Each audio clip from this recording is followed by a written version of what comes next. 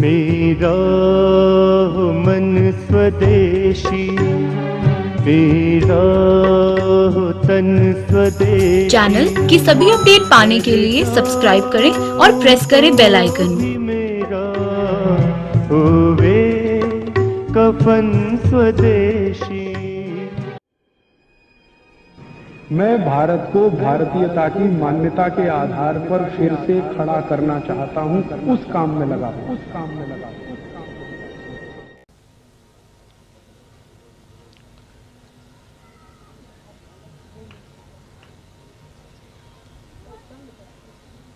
झुंबरलालजी खटोड सामाजिक प्रतिष्ठानचे अध्यक्ष गौतमजी खटोड हेही राजीवजींचा सत्कार करतील।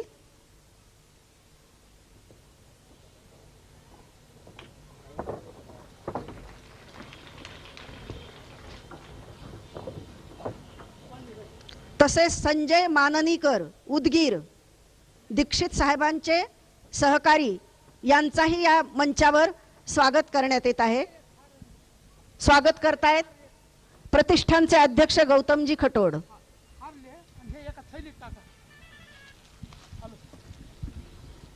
संजयजी माननीकर,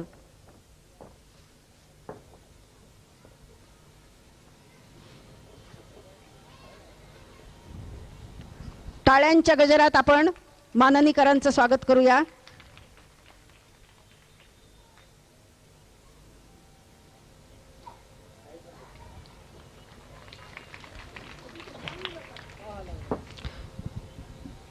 यानंतर लगेचच राजीवजी दीक्षित हे आपल्या व्याख्यानाला सुरुवात करतील। मी त्यांना प्रतिष्ठानच्या वतीने नम्र विनंती करते की आपण आपल्या व्याख्यानाला सुरुवात करावी।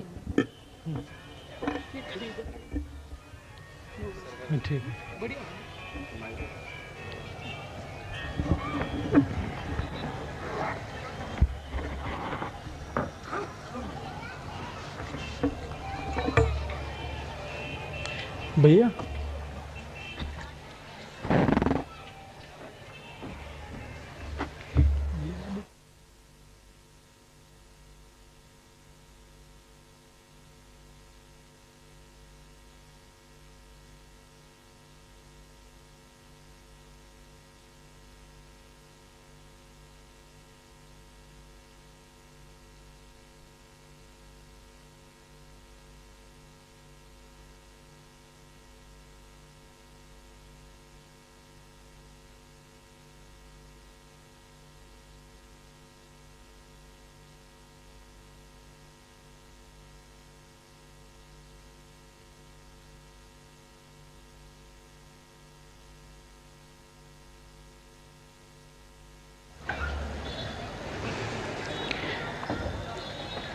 स्वर्गीय श्री झूमरलाल जी खटोड सामाजिक प्रतिष्ठान की ओर से आयोजित इस भव्य कीर्तन कार्यक्रम में आए हुए बीड के सभी सम्माननीय नागरिक बंधुओं, मैं बहुत आभारी हूं आयोजन समिति का, जिन्होंने मुझे आमंत्रित किया और आपके सामने संवाद करने का मौका दिया। मैं आप सभी बीड के नागरिक बंधुओं से इस बात के लिए क्षमा चाहता हूं कि बहुत अच्छे से मराठी भाषा नहीं बोल पाता, इसलिए हिंदी में बात करता हूं। मेरी हिंदी बहुत सरल आसान होगी, आपको समझ में आएगी। मैं मराठी भाषा पढ़ता हूं, मराठी भाषा आप बोलें तो पूरा समझता हूं, बोलने का अभ्यास थोड़ा कम है, इसलिए हिंदी में बात करता हूं। मैं जिस विषय पर आपसे बात करना चाहता हूं वो स्वदेशी से संबंधित चिकित्सा का विषय है। हमारे अपने जीवन में विभिन्न तरह की जो बीमारियां आती हैं, जो रोग आते हैं, इन रोगों को ठीक करने के लिए हमारे स्वयं पाक घर में बहुत सारी औषधियां हैं जो संपूर्ण स्वदेशी हैं, निरापद हैं, उनका कोई साइड इफेक्ट्स नहीं है और बहुत सस्ती हैं। ऐसी कुछ स्वदेशी औषधियों के बारे में मैं आपको माहिती देने के लिए आया हूं। आपके पास अगर कागज और पेन हो तो आप जरूर निकाल लें और ये माहिती को लिख लें, क्योंकि ये जीवन पर्यंत आपके काम आएगी। मैं जो माहिती देने जा रहा हूं आपको, वो भारत देश की आयुर्वेद चिकित्सा की जो पद्धत है, हजारों वर्ष पुरानी, उस आयुर्वेदिक चिकित्सा पद्धत के जो बड़े विशेषज्ञ रहे हैं, उनके द्वारा जो शोध की गई है, रिसर्च की गई है, अनुसंधान किया गया है, ऐसी माहिती मैं देने वाला हूं। हमारे भारत देश की जो आयुर्वेद चिकित्सा है, स्वदेशी चिकित्सा, हजारों वर्ष पुरानी है। इस चिकित्सा में हजारों साल से बहुत बड़े बड़े चिकित्सकों ने, विशेषज्ञों ने, तज्ञ लोगों ने काम किया है। ऐसे एक महान व्यक्ति हुए हैं जिनका नाम महर्षि बाघभट्ट, जो आज से लगभग 3500 वर्ष पहले हुए। उन्होंने आयुर्वेद चिकित्सा में एक शास्त्र लिखा, एक पुस्तक लिखी। वो संस्कृत भाषा में है। उस पुस्तक का नाम है अष्टांग हृदयम। बाद में इसी पुस्तक का दूसरा भाग लिखा गया, वो है अष्टांग संग्रहम। ये दो पुस्तकें 3500 साल पहले भारत के आयुर्वेद चिकित्सा के विशेषज्ञ महर्षि बाघभट्ट की हैं।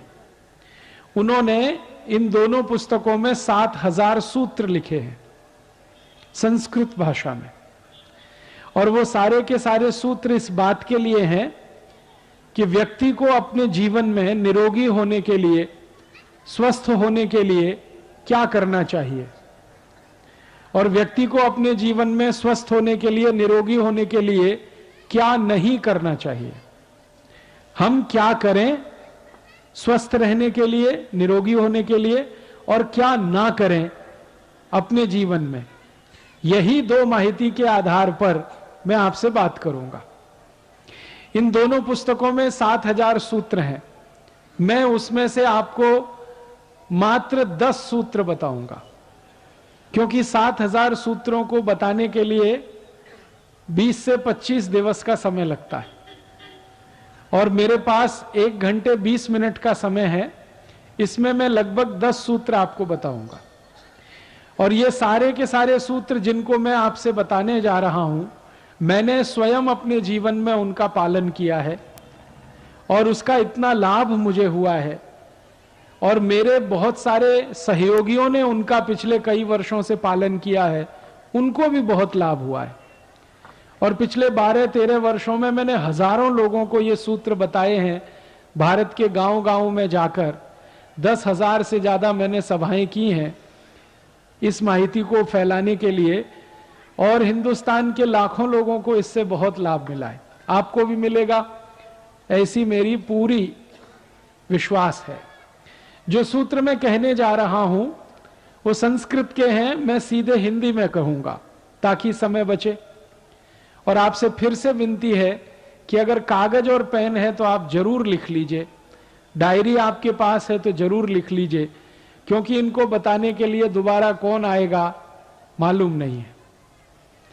हमारे जीवन में बीमारियां जो आती हैं, रोग जो आते हैं, वो क्यों आते हैं? आयुर्वेद की उनकी अपनी परिभाषा है, और परिभाषा ये है कि शरीर में 3 तरह के कषाय होते हैं, या 3 तरह के दोष होते हैं। एक है वात, दूसरा है पित्त, तीसरा है कफ। आयुर्वेद में यह कहा गया कि वात, पित्त, कफ अगर ये संतुलित रहें तो व्यक्ति जीवन भर निरोगी होता है।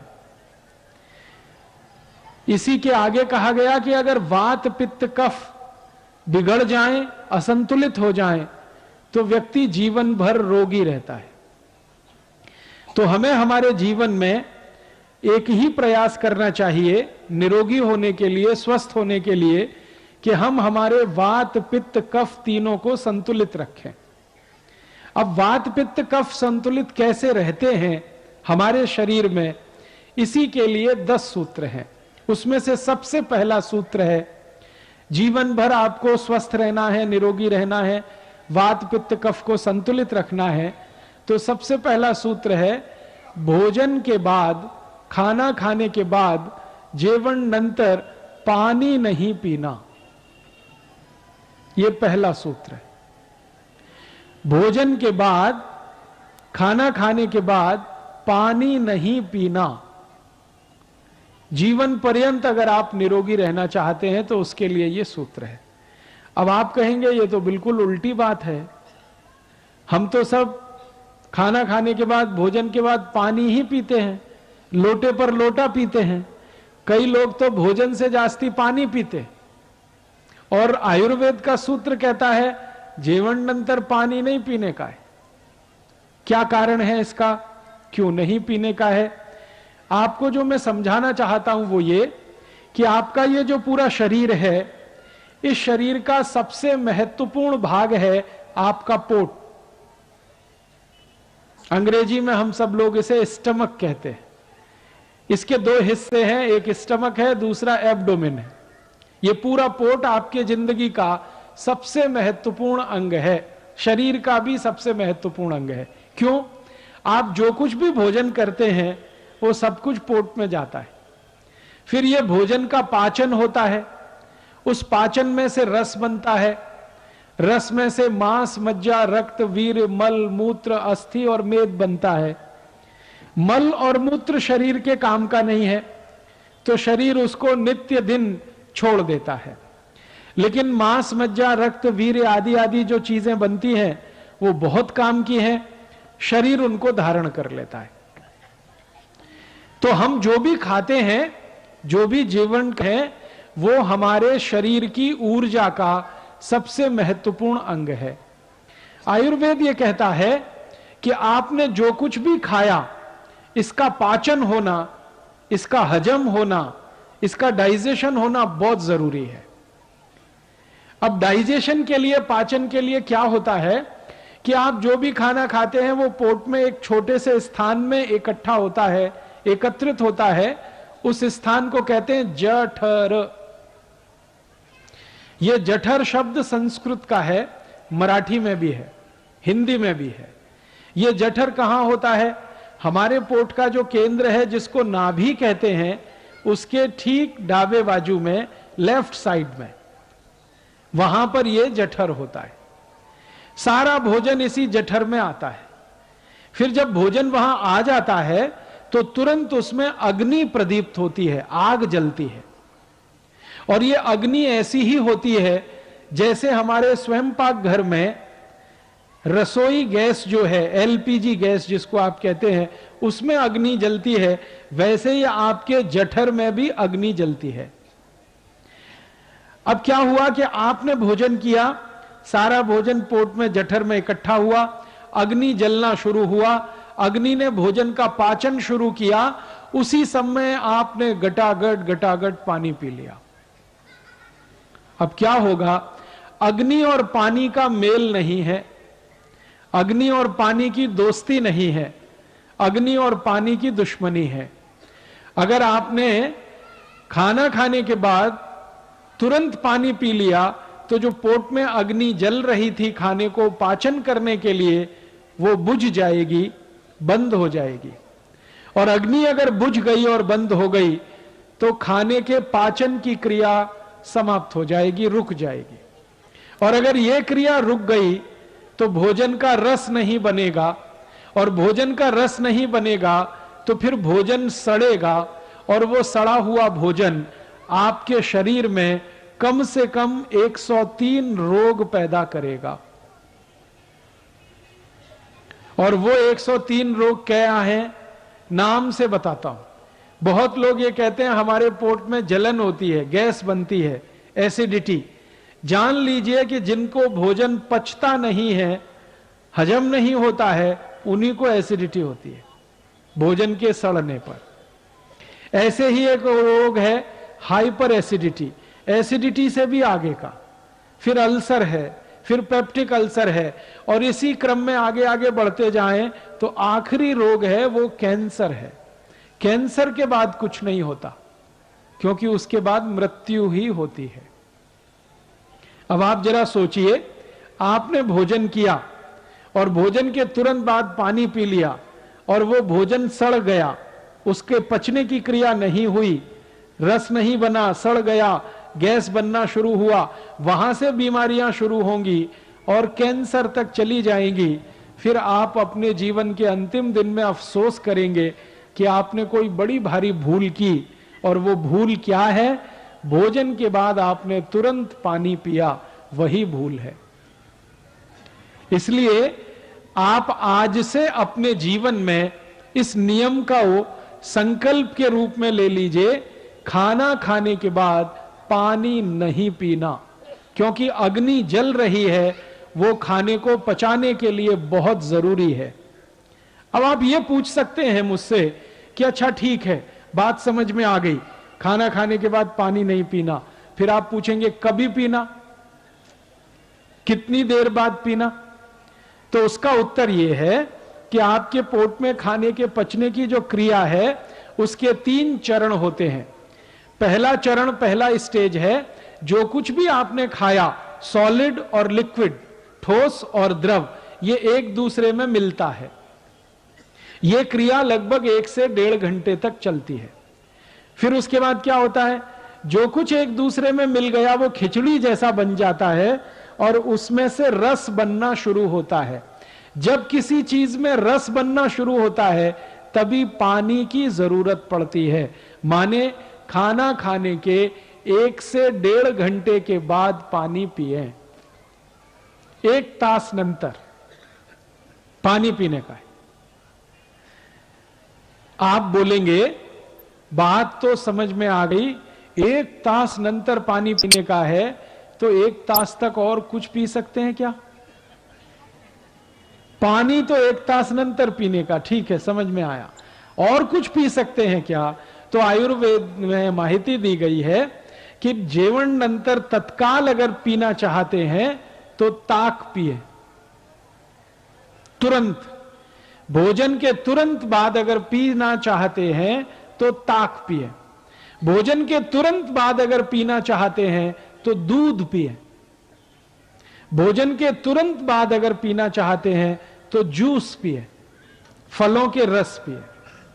भोजन के तुरंत बाद पानी नहीं पिए, जूस पिए, ताक पिए, दूध पिए, पानी नहीं पिए। अब आप फिर पूछेंगे ये क्या चक्कर है? पानी तो नहीं पिए, ताक पी सकते हैं, ताक में भी तो पानी ही है। पानी नहीं पी सकते लेकिन जूस पी सकते हैं, जूस में तो पानी ही पानी है। पानी नहीं पी सकते लेकिन दूध पी सकते हैं, दूध में आप जानते हैं 90% से जास्ती पानी है। तो ये क्या चक्कर है?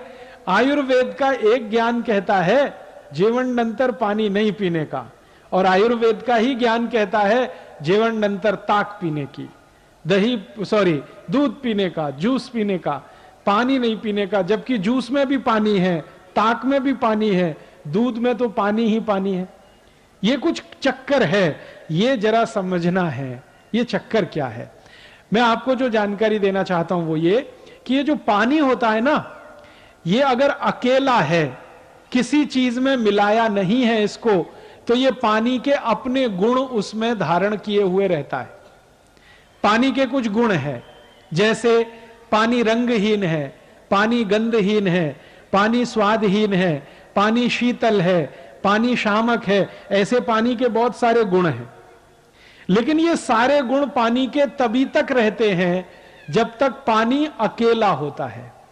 जैसे ही पानी को किसी वस्तु में मिला दिया जाता है, पानी के सारे गुण खत्म हो जाते हैं।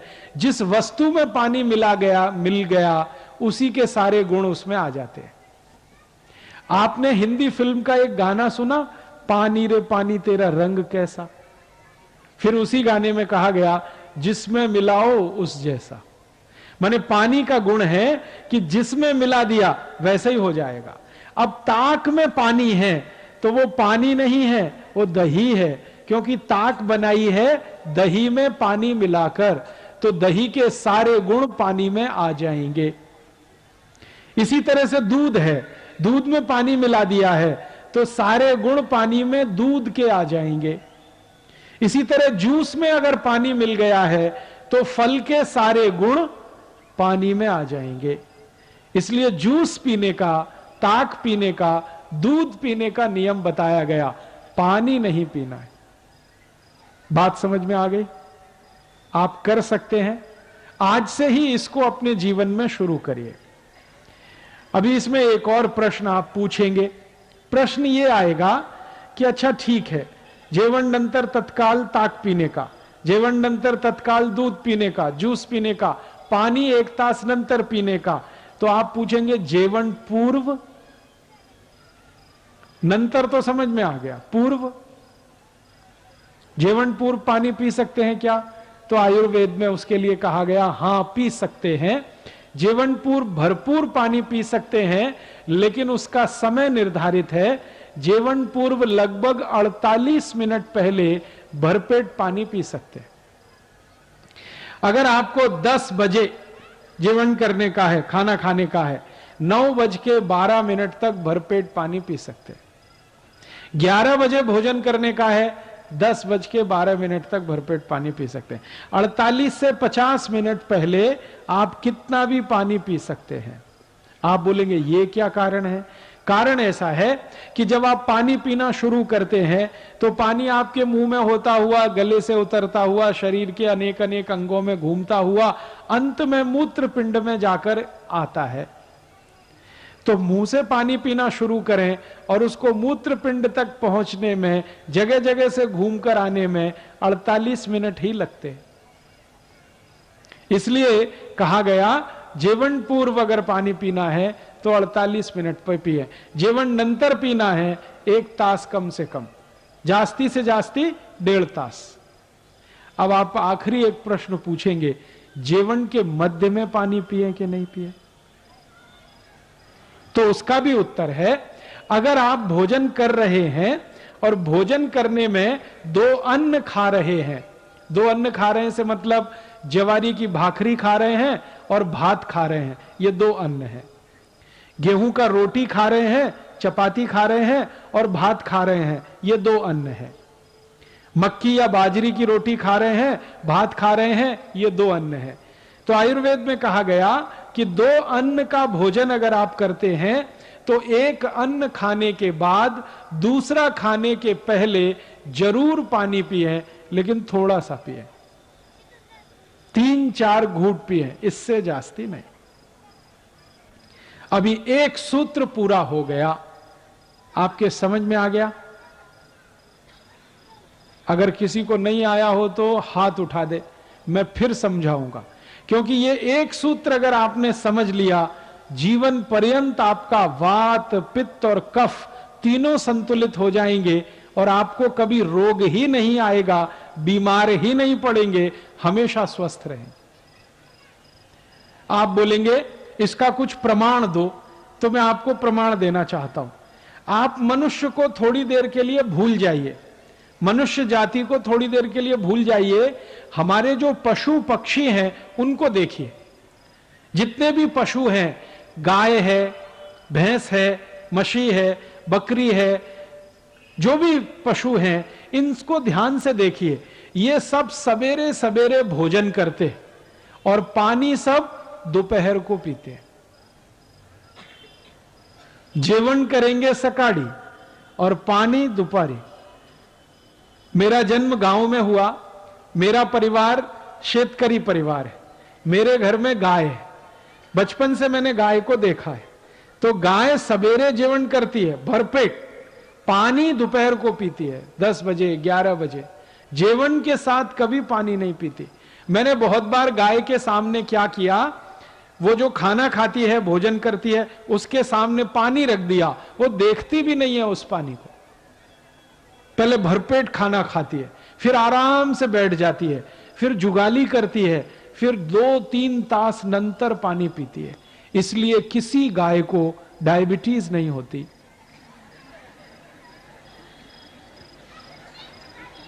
कोई भी मछली को कैंसर नहीं होता, अर्थराइटिस नहीं होता।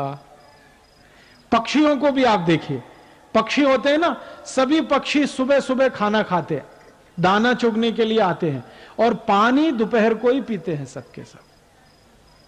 मैंने आज तक किसी पक्षी को ओवरवेट नहीं देखा, लट्ठपना किसी पक्षी में नहीं है। सब एकदम स्लिम और ट्रिम है, क्योंकि वो आयुर्वेद के नियम का पालन करते हैं। अब आप जरा सोचिए कि पशु और पक्षी जो आयुर्वेद को जानते हैं, जबकि उनको कोई सिखाने वाला गुरु नहीं है, उनका कोई कॉलेज नहीं है, उनका कोई प्रोफेसर नहीं है, फिर भी उनको आयुर्वेद का ये ज्ञान है। और मनुष्य जिसको सिखाने वाले इतने प्रोफेसर हैं, इतने गुरु हैं, इतने कॉलेजेस हैं मेडिकल और ये सब, वो मनुष्य को ये ज्ञान ही नहीं है। इसका अर्थ क्या हुआ? पशु पक्षी मनुष्य से जास्ती ज्ञानी है। तो मेरी आपसे विनंती है कि आज के बाद आप किसी पशु पक्षी को गाली नहीं देना, क्योंकि वो आपसे जास्ती ज्ञानी है। कई बार हम गाली देते हैं ना, तू जानवर है। गाली ऐसे देना चाहिए, तू आदमी है, मनुष्य है, कुछ समझता नहीं है, कुछ अक्ल नहीं है। हमसे जास्ती अक्ल पशु पक्षियों को है। तो इस अक्ल का अपने जीवन में उपयोग करें। अक्ल क्या है? जेवण नंतर पानी नहीं पीने का, 1 तास नंतर या 1.5 तास नंतर पीने का। तत्काल कुछ पीने का है तो ताक या दूध या जूस। अब ये पूछ सकते हैं आप, ताक कभी पीने का, दूध कभी पीने का?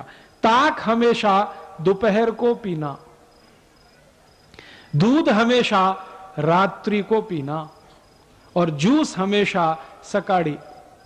सकाळी जेवण नंतर जूस पीने का, दुपारी जेवण नंतर ताक पीने की, रात्रि जेवण नंतर दूध पीने का। आप बोलेंगे ये क्या चक्कर है? सकाळी जूस, दोपहरी ताक और रात्रि को दूध। बात ऐसी है, हम जो भी कुछ पीते और खाते हैं, हमारे पेट में उसको हजम करने के लिए, पाचन करने के लिए कुछ रस की जरूरत पड़ती है, जिसको अंग्रेजी भाषा में एंजाइम्स कहते हैं। वो रस हमारे पेट में समय समय पर उत्पन्न होते हैं। ताक को पचाने के लिए, दही को पचाने के लिए जो रस चाहिए, वो दोपहर को ही पेट में आता है ज्यादा। दूध को पचाने के लिए जो पाचक रस की जरूरत है, वो सूर्यास्त के बाद ही पेट में पैदा होता है ज्यादा। और जूस को पचाने के लिए जिस पाचक रस की जरूरत है, वो सकाळी सबसे जास्ती होता है। इसलिए नियम बना दिया गया, सकाळी जेवण नंतर जूस, दुपारी जेवण नंतर ताक, रात्रि जेवण नंतर दूध। समझ गए? अब आप ये, बहुत सारी आई और ताई यहां जो बैठी है वो ये कहेगी, हम तो हमारे बच्चों को सुबह सुबह दूध पिला के स्कूल भेजते हैं। आयुर्वेद कहता है कि सुबह का समय दूध पीने के लिए अच्छा नहीं है। सबसे अच्छा समय दूध पीने का है वो शाम को है। तो आप क्या पिलाएं सुबह सुबह बच्चों को? जूस पिलाइए, संतरे का रस पिलाइए, मौसमी का पिलाइए, द्राक्षी का पिलाइए, टमाटर का पिलाइए, गाजर का पिलाइए।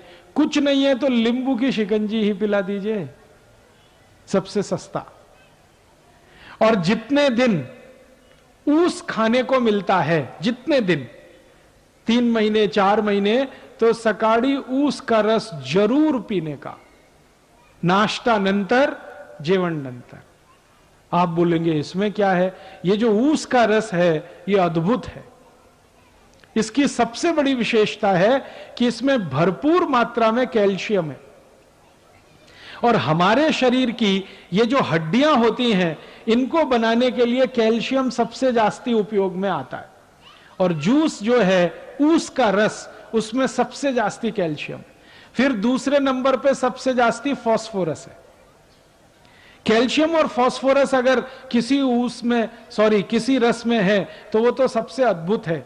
इसलिए ऊस का रस जितने दिन मिले जरूर पीना। क्या क्या फायदा होगा? हड्डियां मजबूत होंगी, शरीर में चुस्ती फुर्ती रहेगी, ताकत बहुत ज्यादा आएगी। और मैं आपको 1-2 माहिती देता हूं। जो ऊस का रस पी सकते हैं सुबह सुबह, उनको जिंदगी में कभी भी काविड़ रोग नहीं हो सकता। काविड़ समझते हैं मराठी में? जॉन्डिस, आंखें पीली पीली हो जाती हैं, लघवी एकदम पीली आने लगती है, शरीर टूट जाता है, बिस्तर पे लेटना पड़ जाता है। और काविड़ की दुनिया में औषध नहीं है। एलोपैथी के किसी भी डॉक्टर से पूछेंगे, वो कहेगा कावड़ की औषध नहीं है, ये तो अपने आप ही ठीक होता है। डॉक्टर कहेगा आराम करो 20 दिवस, 25 दिवस, 30 दिवस। लेकिन इस कावड़ को होने नहीं देना, इसकी सबसे बड़ी ताकत है ऊस के रस में। तो उसका रस पिए, सुबह सुबह बहुत अच्छा होता है। और मैं इसलिए भी कह रहा हूं ऊस का रस पीने को कि सारे के सारे भारतीय नागरिक रोज सकाळी 1 गिलास ऊस का रस पिए, तो भारत के जो शेतकरी ऊस उत्पन्न करते हैं वो सब श्रीमंत और कोटिपति हो जाएं। आप बोलेंगे वो कैसे?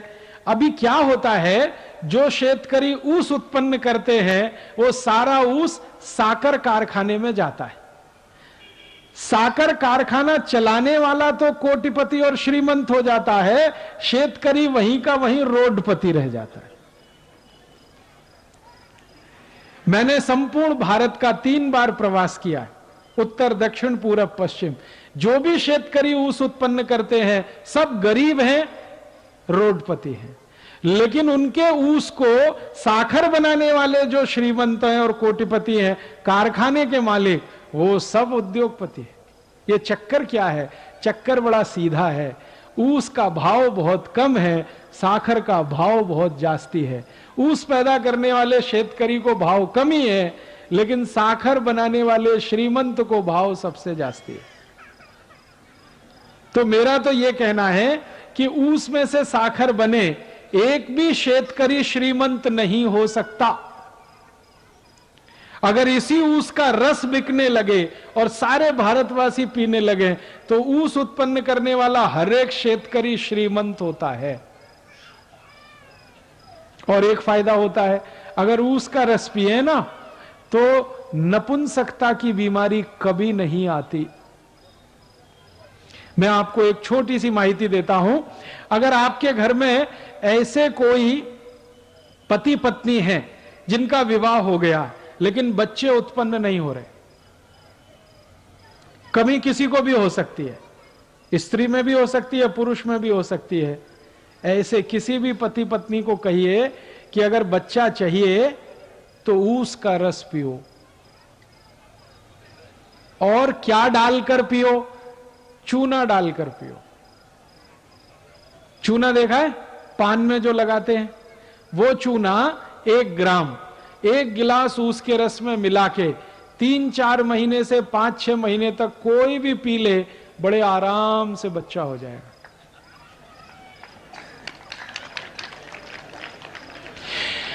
और ऐसी स्थिति में तो सबसे जल्दी बच्चा होगा जब पुरुष के वीर्य में शुक्राणुओं की कमी है और इस कारण से बच्चा नहीं हो रहा है। उनके लिए तो यह अचूक औषध है, ऊस का रस और थोड़ा सा चूना।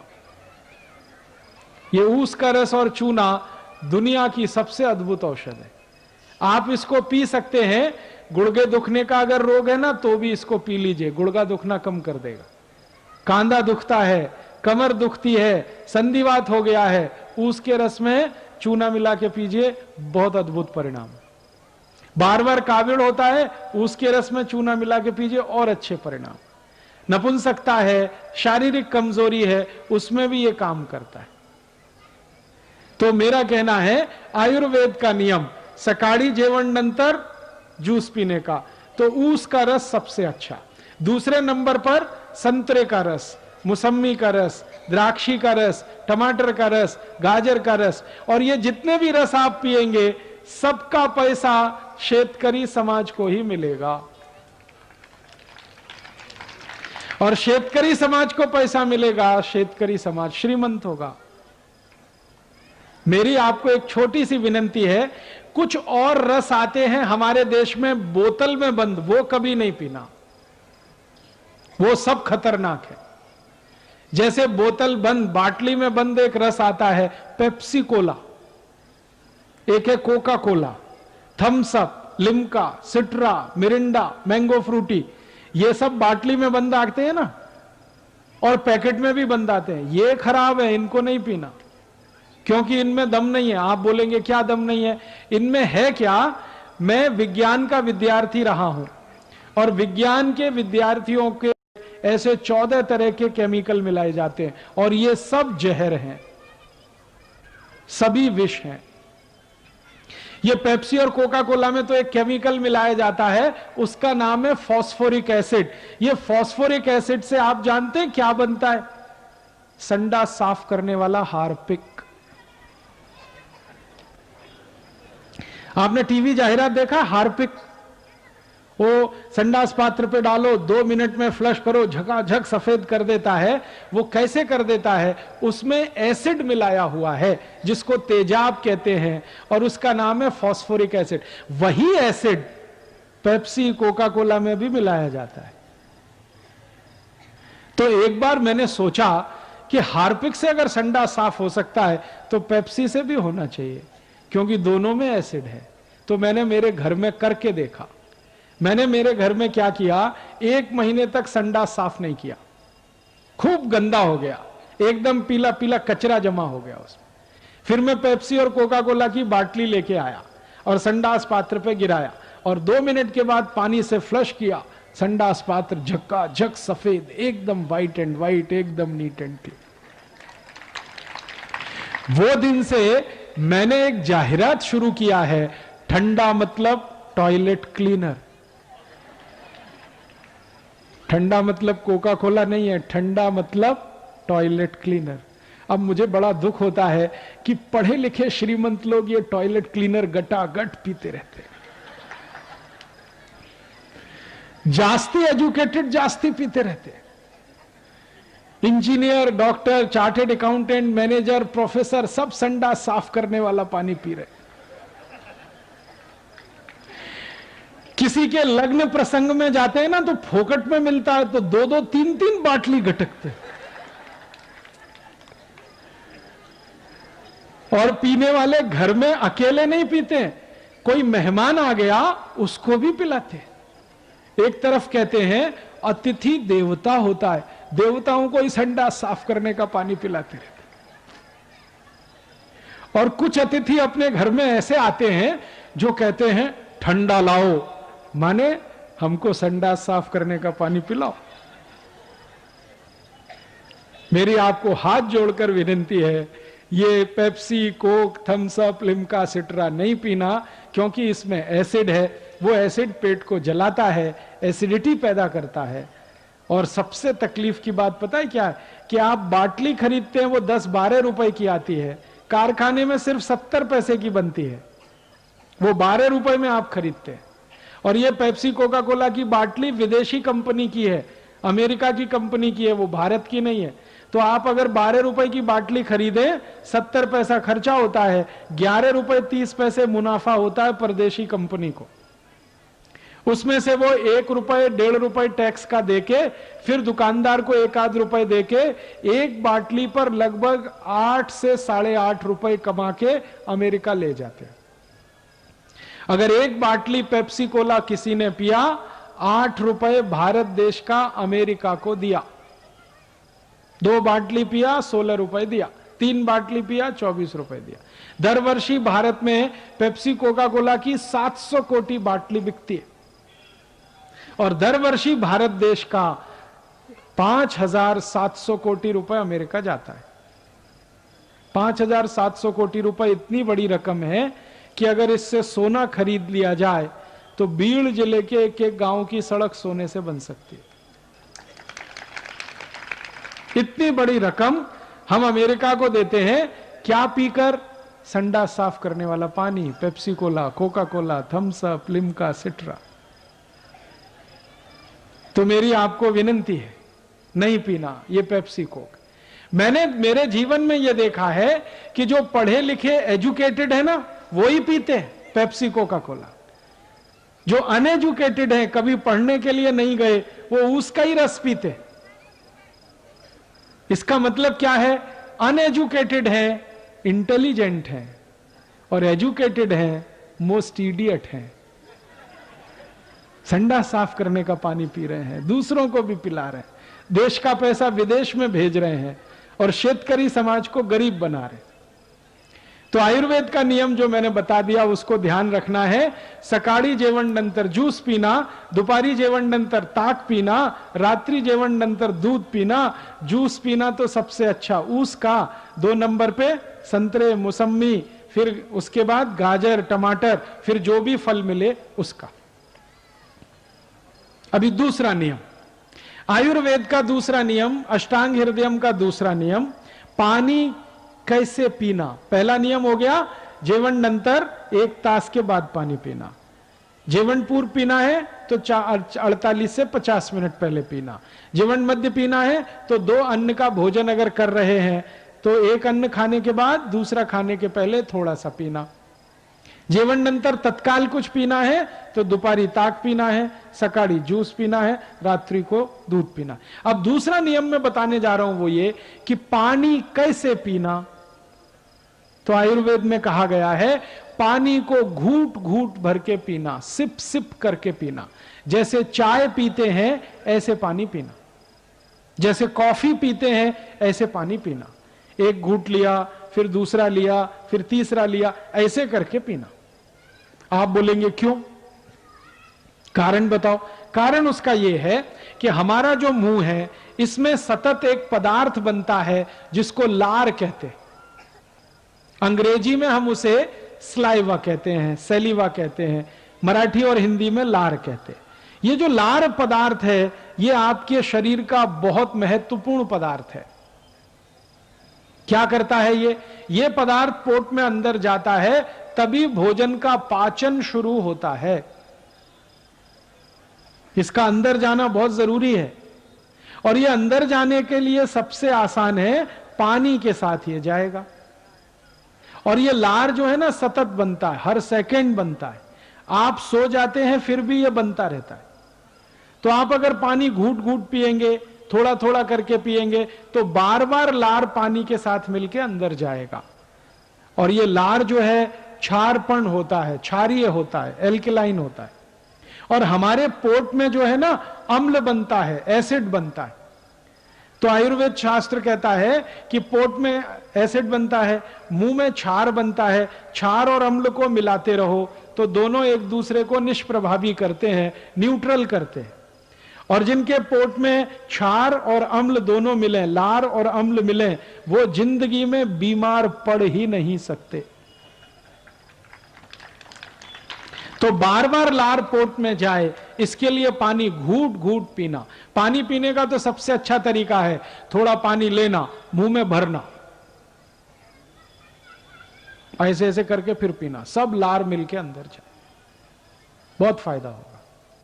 ऐसे पानी पीना थोड़ा थोड़ा करके। अभी हम गटागट पानी पीते हैं, लोटे पे लोटा, एक ऐसे ऐसे पूरा उतार, बहुत गलत तरीका है वो। अब फिर मैं आपको एक प्रमाण देना चाहता हूं। सभी पक्षी और पशुओं को देखिए वो पानी कैसे पीते हैं। किसी पक्षी को देखिए 1 थेंब पानी का उठाएगा, फिर ऐसे ऐसे मुंह करेगा, फिर पिएगी। सभी पक्षी ऐसे 1-1 थेंब पानी पीते। कुत्ते को देखिए पानी कैसे पीता, चाट चाट के। शेर है, चीता है, कुत्ता है, ये बिल्ली है, सब पानी को चाट के पीते हैं। क्यों? आयुर्वेद का नियम उनको माहिती है। हाँ, जबकि वो कॉलेज में नहीं पढ़ते, स्कूल नहीं जाते, कोई उनका मेडिकल प्रोफेसर नहीं है, फिर भी माहिती है। कहां से आया? प्रकृति का ज्ञान उनको मिला है। इसलिए मैं बार बार कहता हूं पशु पक्षी जानवर मनुष्य से ज्यादा होशियार हैं। मनुष्य अपने पे घमंड ना करे कि मुझे बहुत ज्ञान है। आपसे जास्ती ज्ञान पशु पक्षी को है, उनसे सीखने की जरूरत है। तो आप भी पानी को थोड़ा थोड़ा पीने की आदत डालें। जैसे चाय पीते हैं वैसे पानी पीने की आदत। आप बोलेंगे इसका फायदा क्या होगा? सबसे पहला फायदा बताता हूं। जिनको यहां पैर की एड़ी में दर्द होता है, घूट घूट पानी पीना शुरू करेंगे, ये दर्द धीरे धीरे खत्म हो जाएगा। जिनके शरीर में लठपना आ गया, मोटापा आ गया, घूट घूट पानी पिएंगे, लठपना अपने आप कम होता जाएगा, औषध लेने की जरूरत ही नहीं है। जिनको एसिडिटी है, हाइपर एसिडिटी है, पोट में जलन होती है, गैस बनती है, घूट घूट पानी पिएंगे, गैस बनना बंद हो जाएगी, एसिडिटी खत्म हो जाएगी।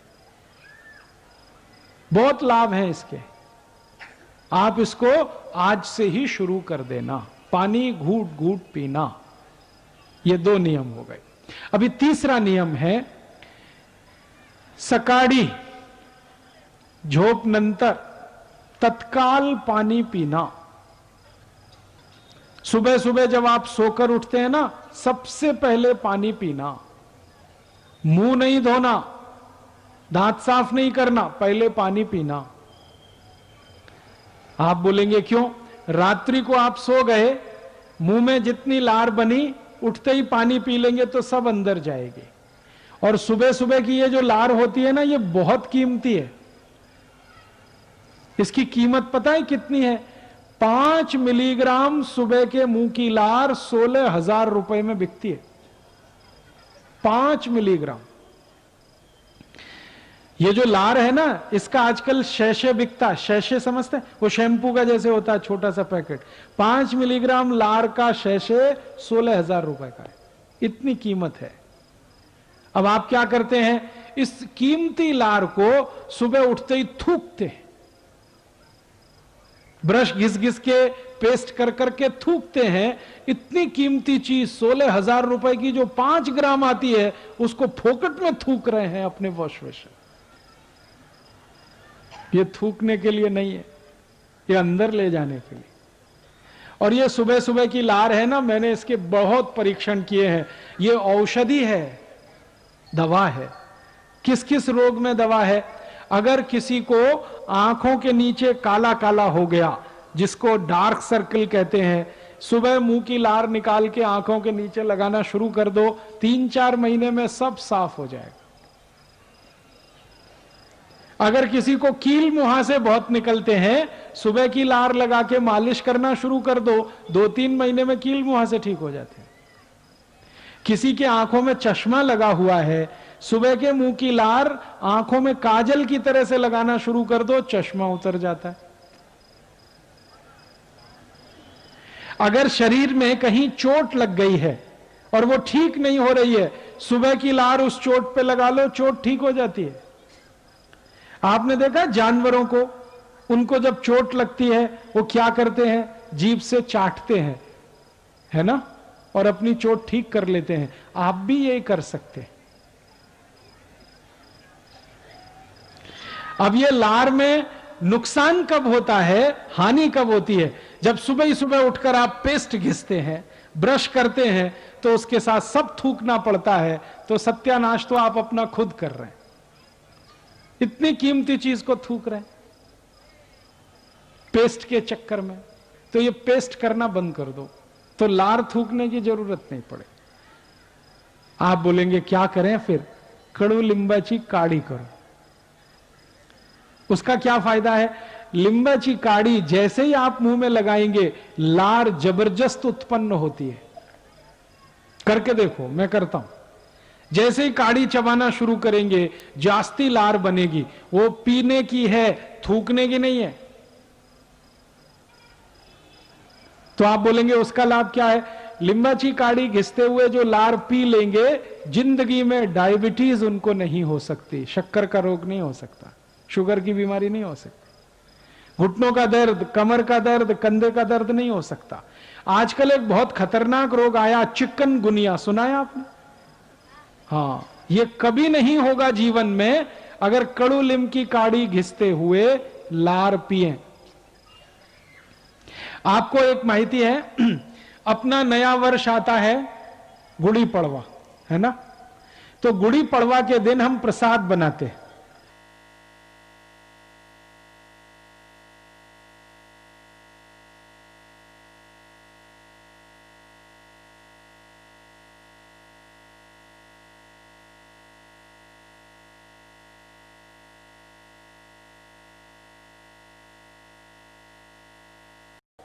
तो उसमें कड़ू लीम का पान डालते हैं कि नहीं?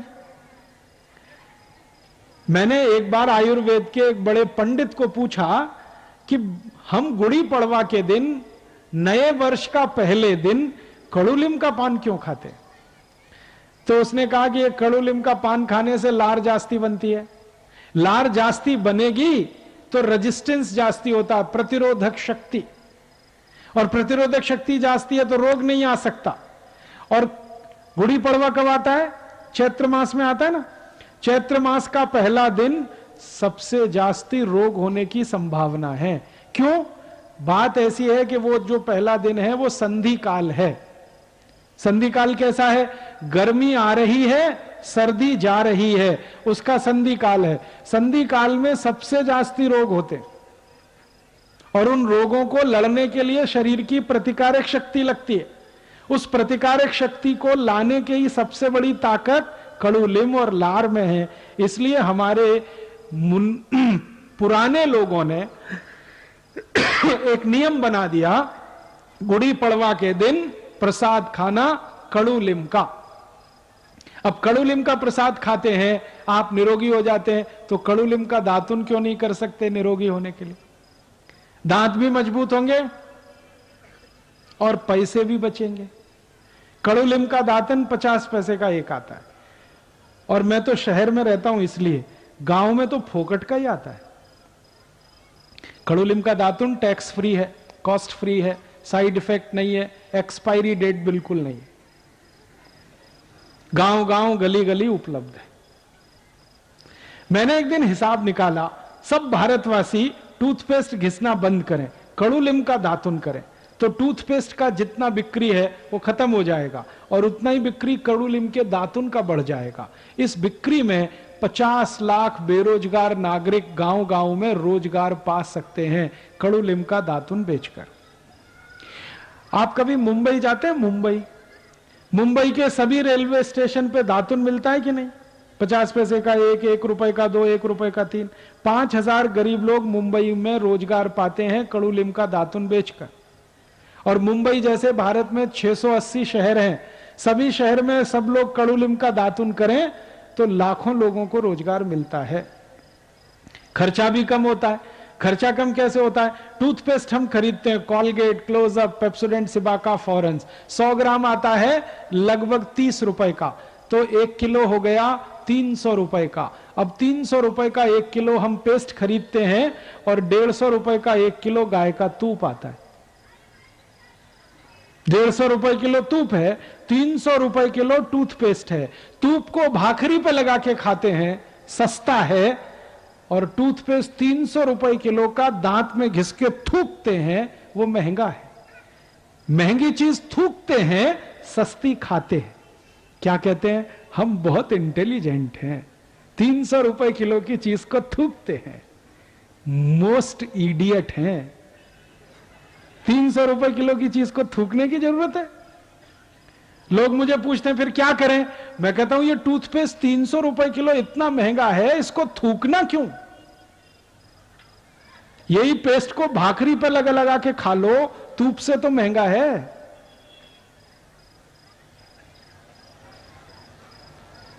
और लोग टीवी का जाहिरात देख देख के कॉलगेट, क्लोजअप, पेप्सोडेंट खरीद के ला के दांत में घिसते हैं। इसका 2 नुकसान, एक तो पैसे की बर्बादी, दांत खराब, क्योंकि ब्रश से घिसेंगे तो मसूड़े सब खलास हो जाएंगे, दांत कमजोर हो जाएंगे। इसलिए मेरी हाथ जोड़कर विनती है, पेस्ट बंद कर दो, कॉलगेट, क्लोजअप जरूरत नहीं।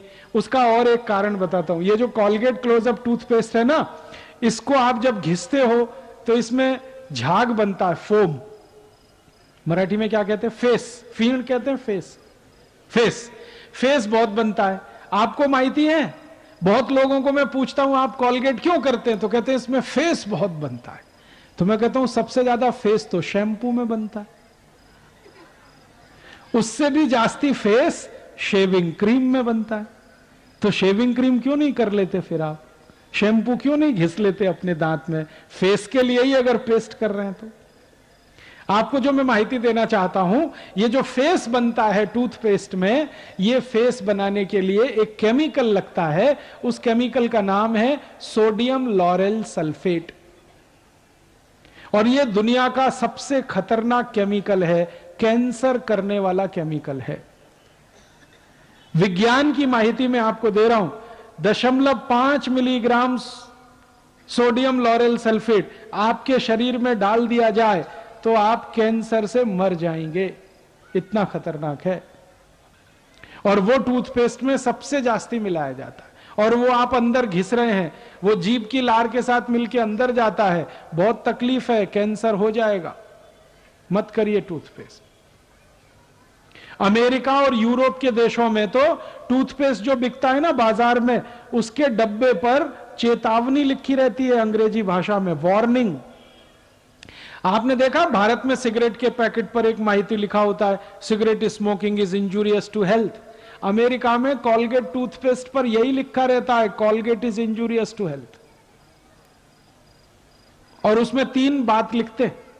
पहली बात लिखते हैं, please keep out this Colgate from the reach of the children below 6 years. इसका मतलब क्या हुआ, 6 साल से छोटे किसी बच्चे को यह कॉलगेट नहीं देना। दूसरी माहिती लिखते हैं, in case of accidental injection please contact immediately poison control centre. माने गलती से किसी बच्चे ने यह पेस्ट कर लिया, तुरंत उसको हॉस्पिटल ले जाना, इतना खतरा है। और तीसरा सेंटेंस लिखा होता है, if you are a adult then take the paste on your brush only in pea size at your own risk. इसका मतलब क्या हुआ, अगर आप बड़े व्यक्ति हैं तो अपने ब्रश पर बिल्कुल थोड़ी मात्रा में कॉलगेट लेना। क्यों? क्योंकि ये कैंसर करता है, खतरनाक है।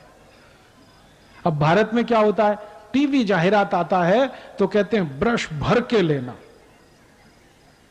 अमेरिका में कहते हैं बिल्कुल थोड़ा सा लेना। तो हम ब्रश भर भर के जो कर रहे हैं ना कॉलगेट, हम खुद कैंसर की बीमारी बुला रहे हैं। इसलिए मेरी हाथ जोड़कर विनती है, कॉलगेट क्लोजअप बंद कर दो। और एक माहिती देता हूं, ये जो कॉलगेट क्लोजअप जैसे टूथपेस्ट है ना, इनको बनाने के लिए जो केमिकल लगता है वो एक केमिकल है डाई कैल्शियम फॉस्फेट। ये डाई कैल्शियम फॉस्फेट आता है मरे हुए जानवरों की हड्डियों में से। अब मरे हुए जानवरों की हड्डियों में से जो केमिकल आता है उससे टूथपेस्ट बनता है, और उसको सकाड़ी सकाड़ी मैंने देखा है, उपवास करने वाले लोग, उपवास करने वाले पानी भी नहीं पीते, लेकिन मरे हुए जानवरों का हड्डियों का पाउडर मुंह में घिस घिस कर उपवास करते हैं, फिर कहते हैं हम शाकाहारी हैं। नहीं करना, ये कॉलगेट, क्लोजअप, पेप्सोडेंट सब बंद करो। क्या करना, खड़ू लिंबाची काढ़ी, और दूसरी एक है बाबड़ीची काढ़ी। बाबड़ी है ना, उसका भी दातुन होता है। फिर एक बहुत अच्छा पेड़ होता है मदार की काढ़ी, और एक अच्छा पेड़ है कदम्ब की काढ़ी, और एक अच्छा झाड़ है जिसकी काढ़ी की जा सकती है जाम, अमरूद कहते हैं हम लोग हिंदी में, मराठी में जाम, उसकी भी काढ़ी। आम है ना, आम, आंबा की काढ़ी, वो भी दांत घिसने में काम आती है। 12 वृक्ष हैं भारत में जिनकी काढ़ी की जाती है। सबसे अच्छी कड़ूलिम की, दूसरे नंबर पर बाबड़ी की, तीसरे नंबर पर मदार की, कदम की, ऐसे 12 वृक्ष। और काढ़ी गांव-गांव उपलब्ध है। मैंने हिसाब निकाल के बता दिया, अगर सब लोग काढ़ी करें 50 लाख लोगों को, बेरोजगारों को काम मिलता है, देश का पैसा भी बचता है, दांत भी अच्छे रहते हैं, लार जास्ती उत्पन्न होती है। समझ में आया? तो लार का ऐसा महत्व है। सुबह सुबह सोकर उठें, सबसे पहले पानी पिएं ताकि लार सब अंदर चली जाए, उसके बाद दंत मंजन नहीं तो दातुन करें, पेस्ट बिल्कुल ना करें। अभी तीसरा नियम, सॉरी चौथा नियम, तीसरा तो ये हो गया, अभी चौथा नियम।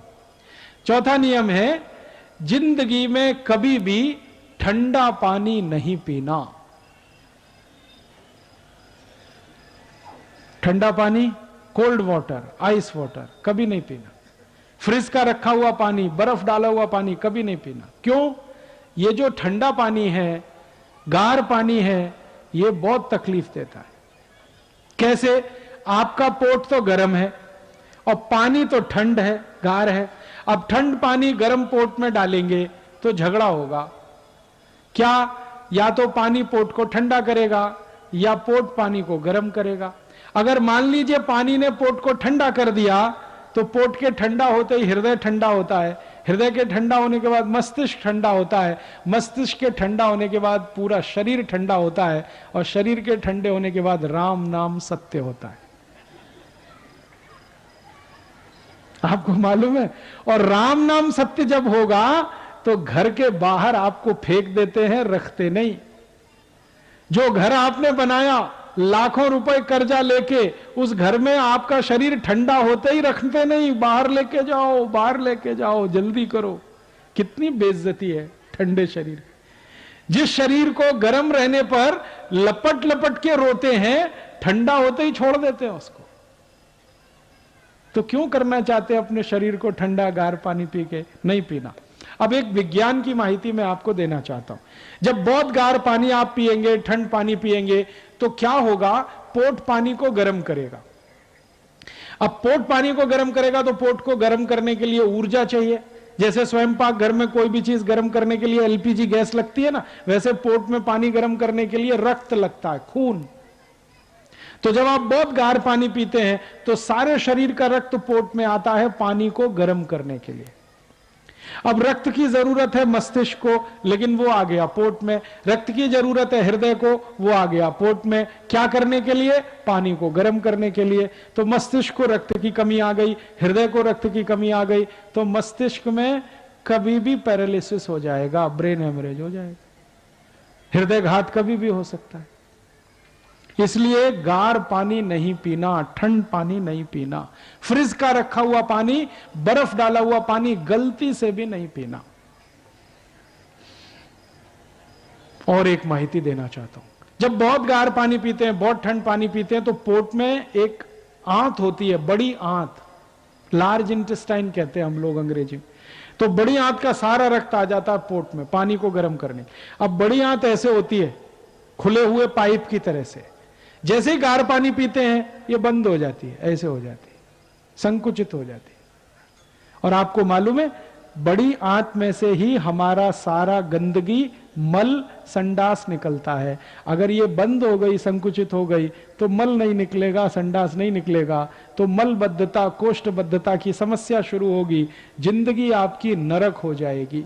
जिनको मलबद्धता है, कोष्ठबद्धता है, उनको बवासीर, मूढ़व्याध, भगंदर, घुटने दर्द, कमर दर्द सब होता है।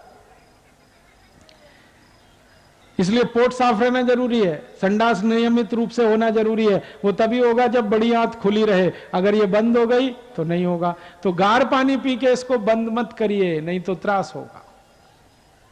अब मैं आपको एक और माहिती देता हूं, इसमें हंसने का नहीं, लेकिन ध्यान से सुनने का। अमेरिका में और यूरोप में लोग बहुत गार पानी पीते हैं, ठंड पानी। अमेरिका के लोग तो इतने मूर्ख हैं, पानी को फ्रिज में रखेंगे, 5-6 दिन ठंडा होगा, फिर निकालेंगे, फिर बर्फ डालेंगे, फिर पिएंगे। इतना ठंड पानी पीते हैं। दुष्परिणाम क्या होता है? सबकी बड़ी आंत ऐसे बंद है। तो सवेरे जब संडास घर में जाते हैं, 2-2 तास बाहर ही नहीं आते, अंदर ही बैठते। मैं उनको पूछता हूं, तुम करते क्या हो 2 तास संडास घर में? वो कहते हम व्रत पत्र पढ़ते हैं, न्यूज़पेपर पढ़ते हैं, मैगजीन पढ़ते हैं। क्यों पढ़ते हैं? इंतजार करना पड़ता है, मल निकलता ही नहीं, संडास होती नहीं। और कोई अमरीकी संडास घर में घुस गया ना, तो अंदर आप जरा ध्यान से सुनो तो करेगा लेकिन वो नहीं उतरती, क्योंकि बंद है। जास्ती देर वो नहीं उतरती ना, तो वो गाना गाना शुरू करता है, मेरे सपनों की रानी कभी आएगी। वो आती नहीं है। और जास्ती त्रास होता है ना, तो दूसरा गाना गाता है, एक बार आजा आजा आजा, फिर भी नहीं आती।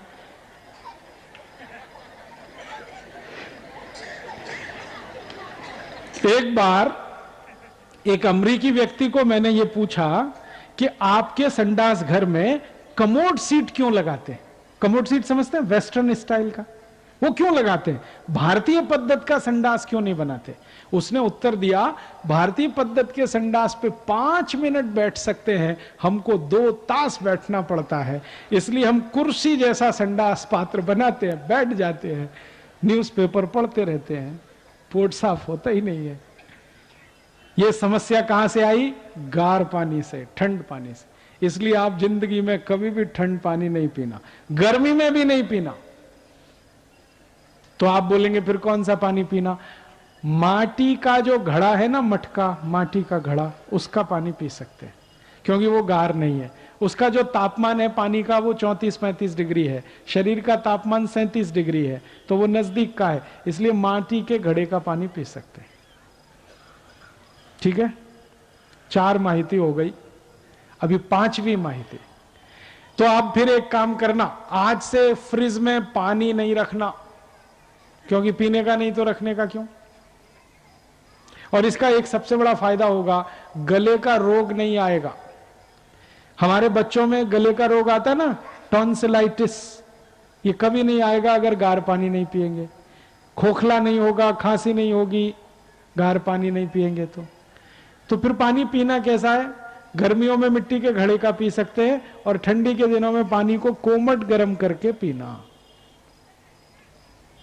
कोमट गर्म करके पिएंगे तो सबसे अच्छा है। आप बोलेंगे पानी रखने का पात्र कैसा होना चाहिए? पानी रखने का सबसे अच्छा पात्र मिट्टी का, माटी का। दूसरे नंबर पर तांबे का, ताम्र पात्र होता है ना, ये बहुत अच्छा है पानी रखने। तीसरे नंबर पर चांदी का। आप कहेंगे चांदी बहुत महंगी है, कहां से लाएंगे? आप ऐसा करिए, माटी के घड़े में चांदी का एक अंगूठी डाल दीजिए, काम हो जाएगा। और उससे भी अच्छा पानी है सोने का। अब सोना तो और भी महंगा है, हाँ महंगा है, लेकिन कोई पात्र में पानी रख के एक अंगूठी सोने की डाल दीजिए, चार्ज होता रहेगा। ये सोने चांदी का पानी पीना चाहिए ठंडी में, और माटी के घड़े का पानी पीना चाहिए गर्मी में, और ताम्र पात्र का पानी पीना चाहिए बारिश में, पाउस के सीजन में। और पानी सबसे अच्छा माना जाता है जो पीने के लिए है, वो पाउस का, बारिश का जो पानी गिरता है ना, वो सबसे शुद्ध है। तो आपके घर में छत पर जितना भी पाउस का पानी गिरता है उसको इकट्ठा करिए, एक एक बूंद वो काम का है, कीमती है। आप बोलेंगे कैसे इकट्ठा करें? बहुत सरल तरीका है। पाउस का जितना भी पानी है एक पाइप में लीजिए और खड्डा खोद के उसमें डाल दीजिए सर, फिर वही पानी वापस निकाल सकते हैं बोर करके। साल भर जितना निकालेंगे उतना पाउस का चला जाएगा, पानी का बैलेंस बना रहेगा, तो कभी भी पानी खलास नहीं होगा, शेतकरी के लिए भी और हमारे घर के लिए।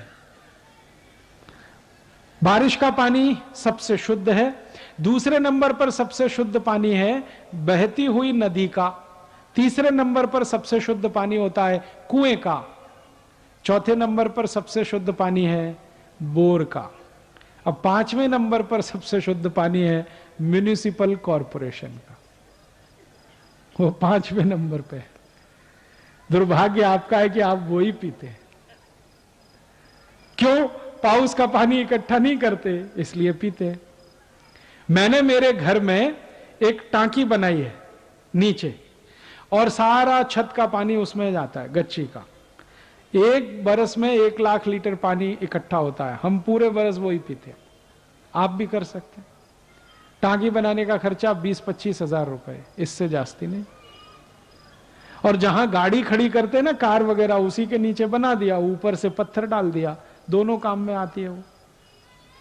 तो पानी पाउस का इकट्ठा करने की जरूर कोशिश करिए, बहुत अच्छा है, कीमती है, सब पानी से अच्छा है। तो 4 नियम हो गए। अभी 5वां नियम है, जब भोजन करना हो तो भोजन को धीरे धीरे खाना, चबा चबा के खाना। मराठी में कहते हैं ना, हड़ू हड़ू घ्या, सावकाश घ्या, धीरे धीरे खाओ, थोड़ा थोड़ा चबा चबा के खाओ। अभी कितना चबाएं? तो आयुर्वेद में कहा गया जितने दांत उतनी बार भोजन चबाओ। तो आप कहेंगे 32 दांत, तो 32 बार चबाओ। बाकरी का एक टुकड़ा मुंह में रखा, 32 बार चबाना, तो बिल्कुल लार के साथ मिलके अंदर जाएगा, बहुत जल्दी हजम होगा और सबसे ज्यादा ताकत शरीर को देगा। इसलिए खाना धीरे धीरे चबा के खाना, 5वां नियम। 6ठा नियम है, जब भी भोजन करना तो जमीन पे बैठ के करना, भूमि पे बैठ के करना, खड़े खड़े नहीं। आजकल कुछ पढ़े लिखे लोग खड़े खड़े खाना खाते हैं, बुफे सिस्टम। ये बुफे सिस्टम नहीं, बफेलो सिस्टम है। मछली खाती है खड़े खड़े, आदमी के लिए नहीं है ये। लेकिन ये पढ़े लिखे लोग हैं ही इडियट, करें क्या उसका। अमेरिका यूरोप की नकल करके खड़े खड़े खाना खाते हैं। खड़े खड़े खाना खाने में तकलीफ क्या है और जमीन पे बैठ के खाने में क्या फायदा है वो जानिए। जब हम भूमि पे बैठे हैं ना, ऐसे करके सुख आसन में आलती पालती मार के ऐसे बैठ गए, तो हमारा जो नाभि है ना वो गुरुत्वाकर्षण बल के सीधे संपर्क में है। गुरुत्वाकर्षण बल नाभि पे जब केंद्रित होता है तो नाभि चार्ज होती है, फिर उसके बगल में जठर है वो भी चार्ज होता है, अग्नि बहुत तीव्र होती है। तो इस स्थिति में बैठ के जो खाना खाएं बहुत जल्दी हजम होता है। इसलिए जमीन पे बैठ के खाना खाना। फिर आप बोलेंगे डाइनिंग टेबल, डाइनिंग टेबल अच्छा नहीं है, कुर्सी पे बैठ के खाना कभी नहीं खाना। गड़बड़ क्या है, इसमें गुरुत्व केंद्र बदल जाता है और फिर वो खाना जल्दी हजम नहीं होगा। तो आप बोलेंगे डाइनिंग टेबल लाया तो अब क्या करना। डाइनिंग टेबल लाया है तो बेच दो, बेकार है वो, कुछ काम का नहीं है। अब बहुत लोग कहते हैं बेचने का दिल नहीं करता, तो मेरा एक सुझाव है, उसका पांव काट दो, एकदम नीचे आ जाएगा। तो जैसे पाटा होता है ना, लकड़ी का पाटा, वैसे डाइनिंग टेबल पे थाली रख के आप जमीन पे बैठ के खाना, उसका ये उपयोग हो सकता है। और मुझे तो ये बात कुछ समझ में नहीं आती, हमारा घर हम बनाते हैं, कितना महंगा जमीन है। बीड में 1 स्क्वायर फीट जमीन की कीमत कितनी है? 500 रुपए। अब 500 रुपए स्क्वायर फीट की जमीन है। डाइनिंग टेबल अगर 10 बाई 10 की है, 100 स्क्वायर फीट जमीन आपने घेर रखी है, 1 स्क्वायर फीट 500 रुपए की है, 100 स्क्वायर फीट 50,000 रुपए की जमीन आपने डाइनिंग टेबल के नीचे बेकार करके रखी हुई है, जो इस्तेमाल ही नहीं आ रही। और काम करने वाली बाई को भी त्रास होता है, झुक झुक के उसमें झाड़ू लगानी पड़ती है। क्यों लाए आप इसको, छोड़ दो, कुछ काम की नहीं। इसको निकालोगे घर से, खाली जगह हो जाएगी, स्पेस खुल जाएगा, वो किसी दूसरे काम में आएगा। मैं आपको एक छोटी माहिती देना चाहता हूं कि घर के अंदर जितना खुला स्पेस होता है, दिल और दिमाग उतना ही खुला होता है। और कि घर के अंदर जितनी चीजें घिचपिच होती है ना, स्पेस कम होता है, दिल दिमाग भी उतना ही छोटा होता है। ये जो आजकल फ्लैट सिस्टम चल गए ना, हम गांव से शहर में आ गए, तो गांव में तो बहुत बड़े घर में थे, अब शहर में आके छोटे फ्लैट में रहते हैं, तो हम दिल दिमाग से भी छोटे हो गए। शहर वाले दिल दिमाग में सबसे छोटे हैं, गांव वालों का दिल दिमाग बहुत बड़ा है, क्योंकि बड़े घर में रहते, खुले घर में रहते। तो घर को थोड़ा खुला रखिए, जबरदस्ती डाइनिंग टेबल, सोफा सेट वगैरह वगैरह मत लाइए। तो आप बोलेंगे बैठेंगे कैसे, जमीन पे बैठिए, हर समय जमीन पे बैठेंगे, गुड़गे का त्रास कभी नहीं होगा। हर समय जमीन पर बैठेंगे, पेट बाहर जास्ती कभी नहीं आएगा। जमीन पे बैठ के खाना, जमीन पे सोना, जमीन पे ही सब करना, और अंत में जमीन पे ही मरना।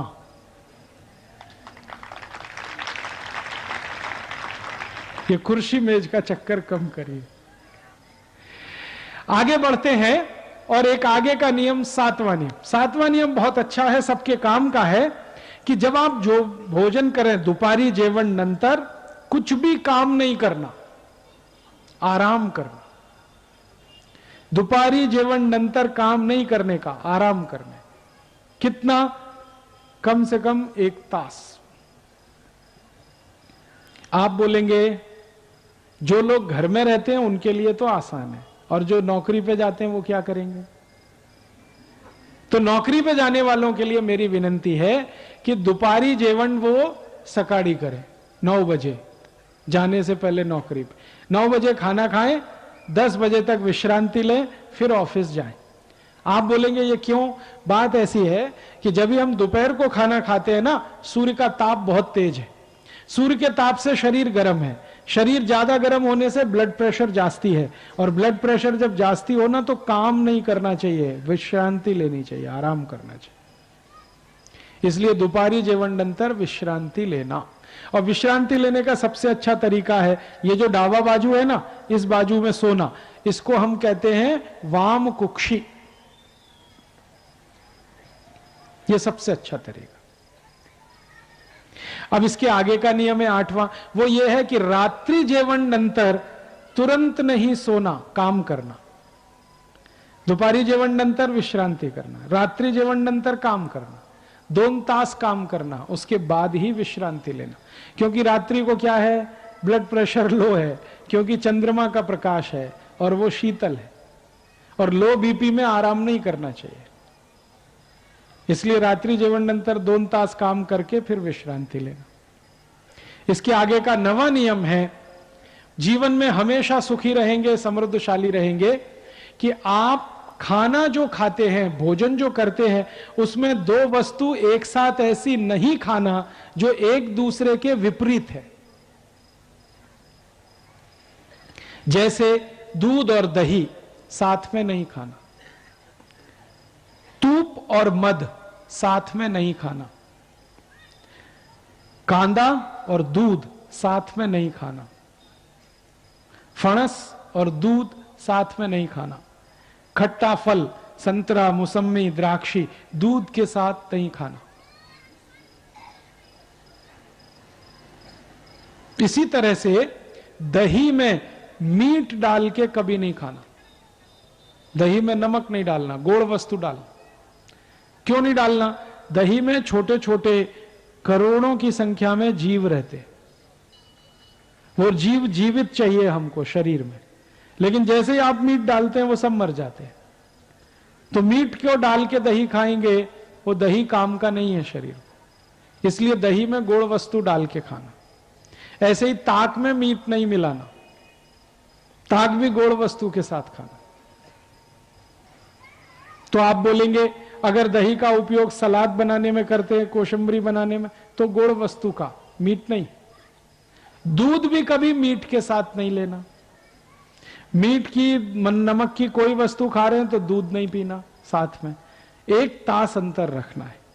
तो विरुद्ध वस्तुओं को कभी साथ में नहीं खाएंगे, जीवन में कभी बीमारी नहीं आएगी। और आखिरी छोटी सी माहिती, 10वां नियम है, वो ये है कि जब आप भोजन को बनाते हैं, भोजन को पकाते हैं स्वयं पाक घर में, तो जिस पात्र में, भांडे में आप भोजन रखते हैं, उस भांडे को हमेशा खुला रखना। खुले भांडे में भोजन बनाना, बंद में नहीं। क्यों? भोजन को बनते समय सूर्य का प्रकाश या पवन का स्पर्श होना बहुत जरूरी है, तो भांडा खुला रहेगा तभी होगा। मतलब सीधा सा है, प्रेशर कुकर में भोजन नहीं बनाना, क्योंकि वो बंद है, उसमें पवन का स्पर्श नहीं होता। और प्रेशर कुकर की एक और तकलीफ है कि वो एल्यूमिनियम का है, और एल्यूमिनियम दुनिया का सबसे खराब मेटल है भोजन बनाने के लिए और खाने के लिए। एल्यूमिनियम के भांडे में अगर भोजन बनाते हैं और खाते हैं, बहुत जल्दी टीबी होगा, ट्यूबरकुलोसिस, दमा, अस्थमा, ब्रोंकियल अस्थमा। इसलिए घर से प्रेशर कुकर का उपयोग आप कम करिए। तो फिर आप बोलेंगे कौन से भांडे लेके आए? माटी के भांडे लेके आइए,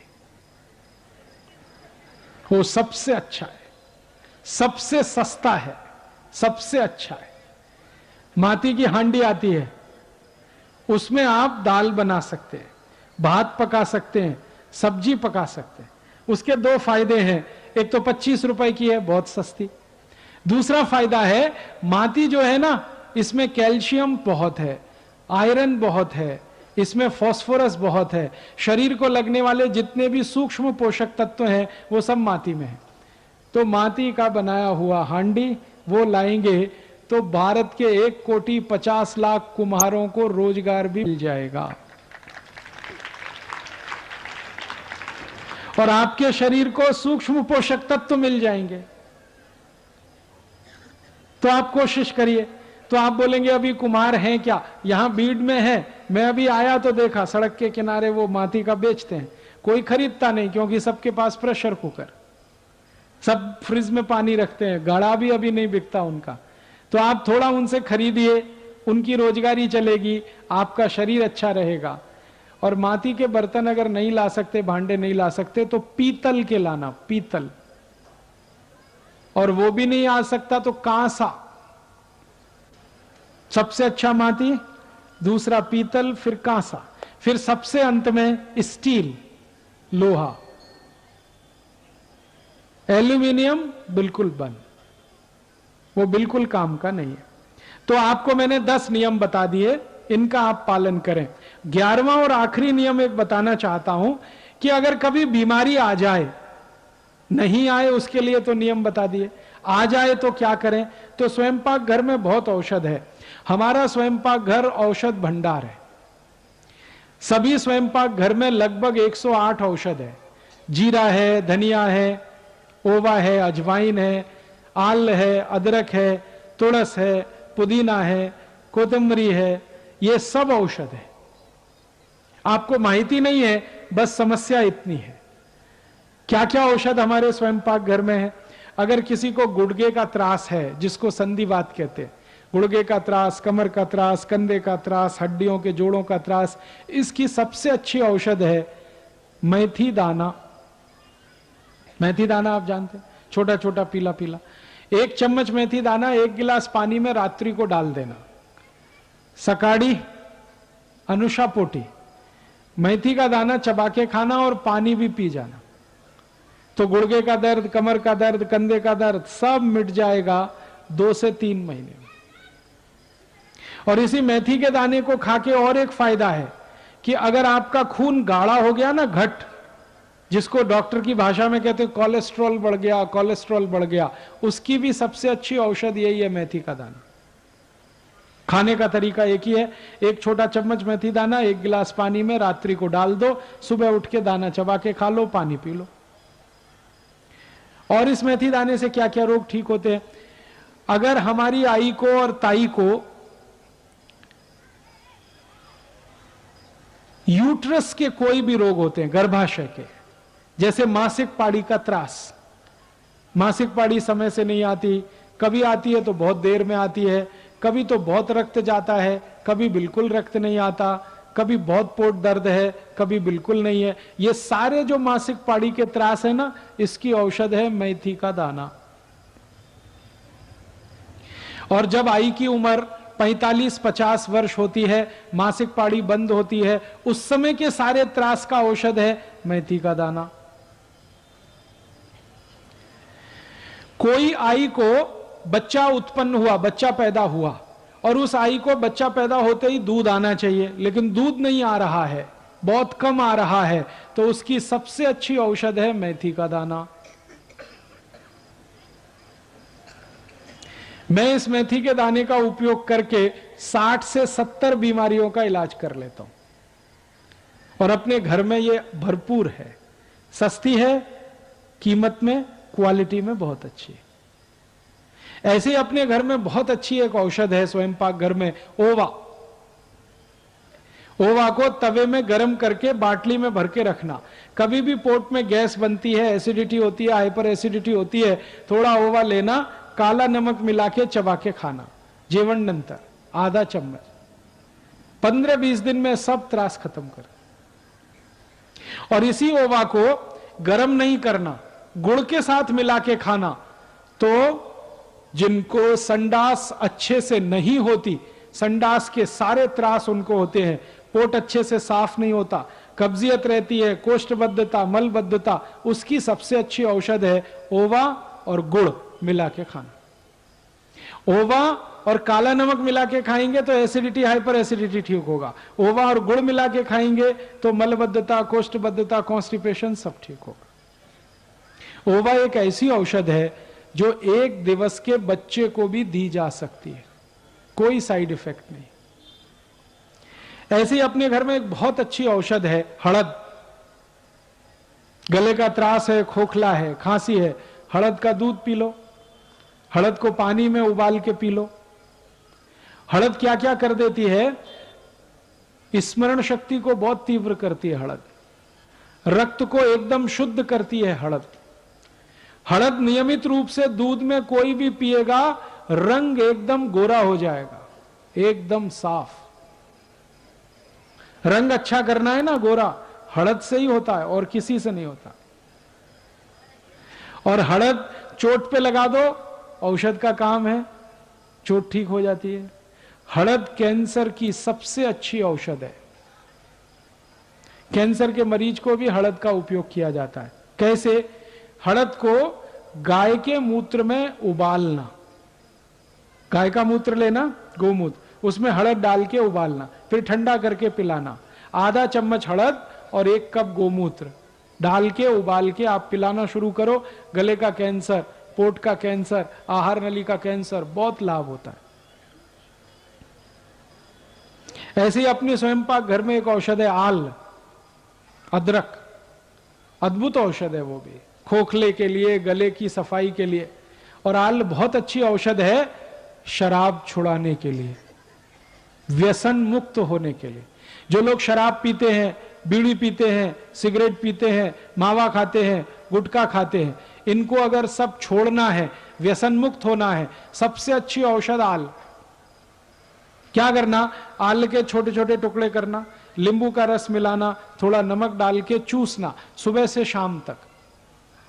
और अगर वो चूसेंगे तो व्यसन मुक्त होते चले जाए। अपने स्वयं पाक घर में एक बहुत अच्छी औषध है दूधी भोपला। किसी को हृदय घात हुआ हो, किसी का ब्लड प्रेशर बहुत जास्ती हो, किसी को शक्कर का रोग हो गया हो, डायबिटीज हो गई हो, कोलेस्ट्रॉल ज्यादा हो गया हो, सबकी औषध दूधी भोपला। दूधी भोपला निकालना, छिलका नहीं उतारना, सीधे रस निकालना। 1 कप रस में कोथिंबरी का पत्ता, पुदीने का पत्ता, तुलसी का पत्ता, 10-10 पत्ते, कोथिंबरी, तुलसी, पुदीना, चटनी बना के 1 कप दूधी भोपले के रस में मिला के रोज सुबह अनुषा पोटी दे दें। 3 महीने में हृदय घात का सब त्रास मिटा देता, कोलेस्ट्रॉल सब खत्म हो जाता। बहुत अद्भुत है दूधी भोपला। ऐसी 108 औषध है स्वयं पाक घर में। अब मैं ज्यादा नहीं बता सकता क्योंकि मेरा समय पूरा हो गया, 9:05। मेरे तो व्याख्यान का समय 9 बजे तक था, 5 मिनट मैंने जास्ती लिया, आप इसके लिए मुझे माफ करेंगे। मैंने कोशिश ये की है आपको कि स्वदेशी चिकित्सा, देशी चिकित्सा जो स्वयं पाक घर के मदद से हो सकती है, और अपने जीवन में कुछ नियमों का पालन जो हम कर सकते हैं निरोगी होने के लिए, स्वस्थ होने के लिए, तो फायदा पता है क्या होता है? 1 वर्ष में भारत देश के लोग निरोगी हो जाएं, स्वस्थ हो जाएं, तो क्या कर सकते हैं? 6.5 लाख कोटि रुपए देश का बचा सकते हैं। और 6.5 लाख कोटि रुपए से अगर सोना खरीदें तो महाराष्ट्र राज्य के एक गांव की सड़क सोने से बनती है। माने देश की गरीबी, भूखमरी, बेकारी सब मिटाने का आसान तरीका है स्वस्थ रहना, निरोगी रहना। तो हम सब स्वस्थ रहें, निरोगी रहें, निरामय रहें, ऐसी भावना लेकर मैं आया और इसी भावना से आपको मैंने सब माहिती दी।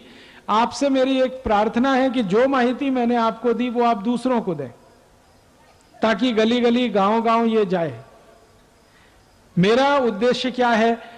मेरा उद्देश्य है कि भारत के सभी नागरिक स्वस्थ हो जाए, निरोगी हो जाए, 1 पैसा भी औषध में खर्च ना करना पड़े।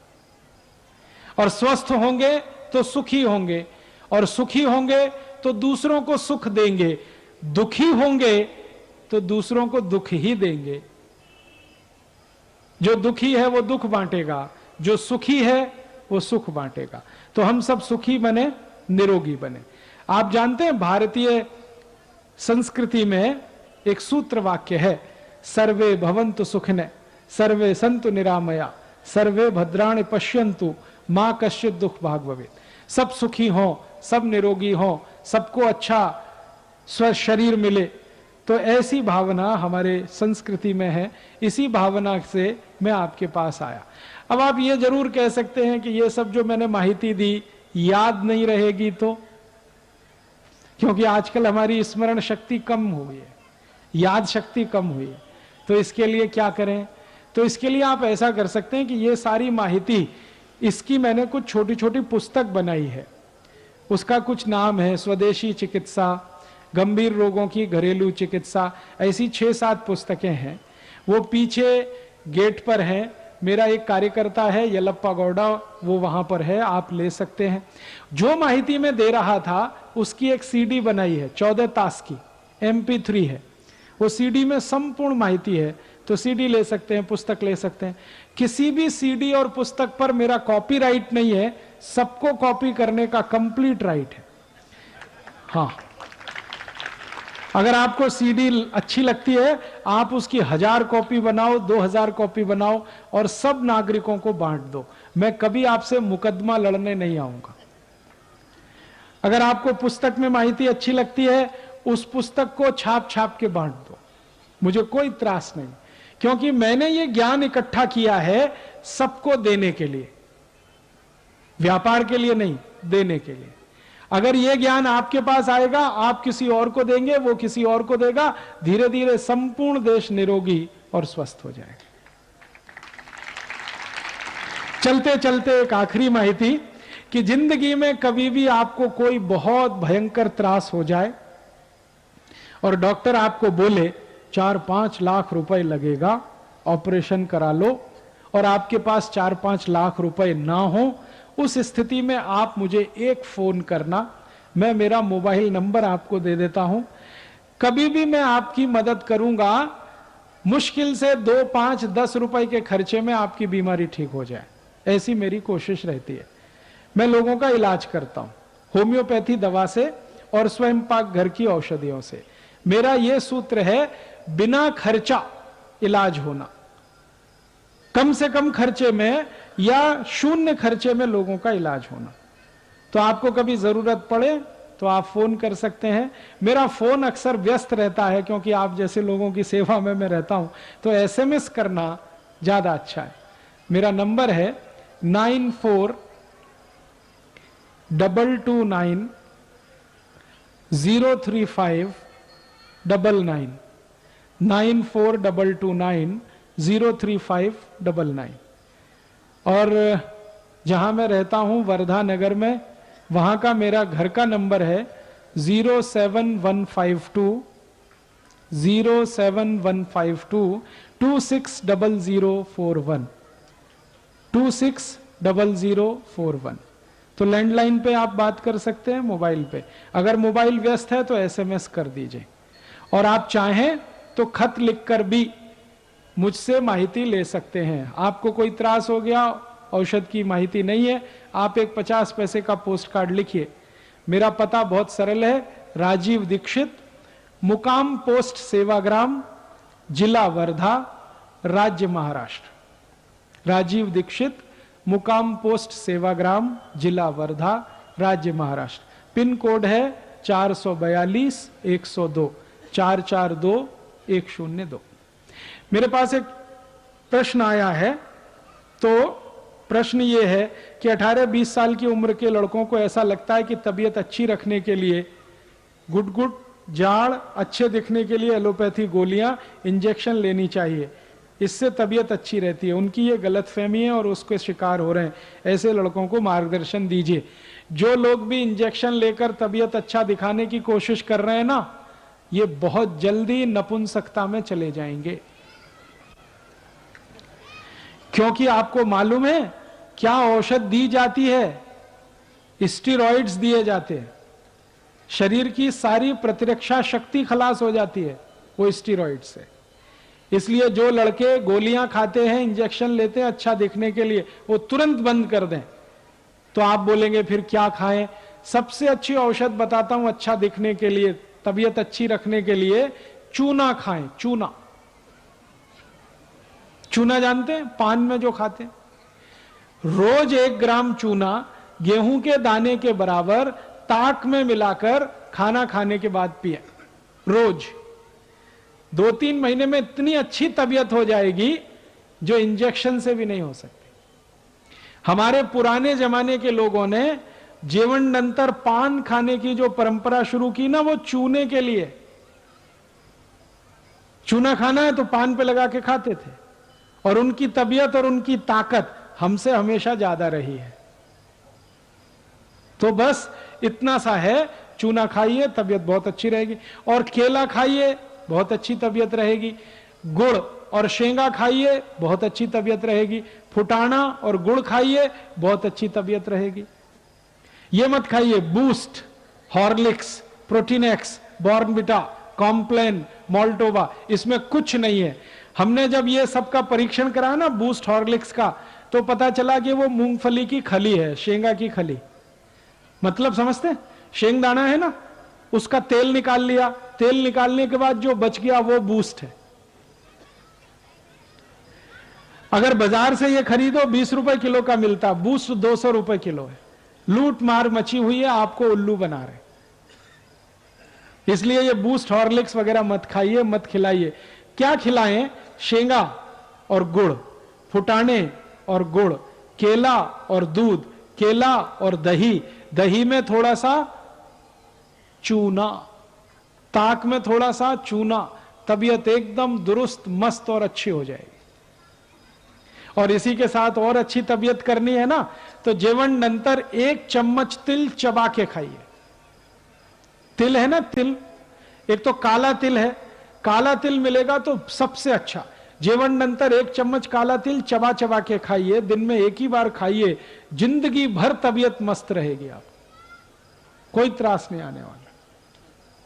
ठीक है, अभी मैं तो ऐसे बोलता जाऊंगा, ये चलता जाएगा क्योंकि ये खजाना बहुत बड़ा है। अभी आप सबसे मैं विदा लेना चाहता हूं, आपका धन्यवाद करना चाहता हूं, आपने बड़े शांति से सुना, और दूसरों को अगर ये माहिती देंगे तो मैं और भी आपका आभारी रहूंगा। जिनको सीडी पुस्तक चाहिए वो पीछे जाकर ले सकते हैं। बहुत बहुत आभार, धन्यवाद। धन्यवाद। 2 मिनिट मी रवींद्रजी वानखेडे साहेब यांना राजीवजी दीक्षित यांचा सत्कार करण्यासाठी मंचावर पाचारण करते। वानखेडे साहेब,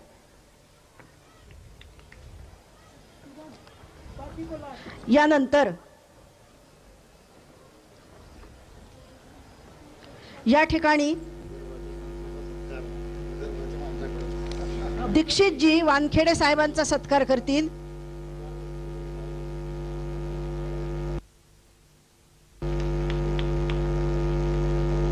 दीक्षितजी वानखेडे साहेबांचा सत्कार करतायत। यानंतर सुशीलजी खटोड, गौतमजी खटोड यांना मी व्यासपीठावर निमंत्रित करते। प्रतिष्ठानचे प्रमुख आधारस्तंभ असणारे, प्रमुख मार्गदर्शक असणारे रवींद्रजी वानखेडे साहेब यांचा सत्कार राजीवजी दीक्षित करतायत। टाळ्यांच्या गजरात आपण त्यांचे स्वागत करूया। सगळ्यांनी जागेवर बसायचं। यानंतर लगेचच या ठिकाणी सिंधुताई सपकाळ यांचं आईच्या विषयीचं असणारे व्याख्यान आपल्याला ऐकायला मिळणार आहे, अत्यंत सुंदर। तेव्हा कुणीही जागा सोडू नये। यानंतर सुशीलजी खटोड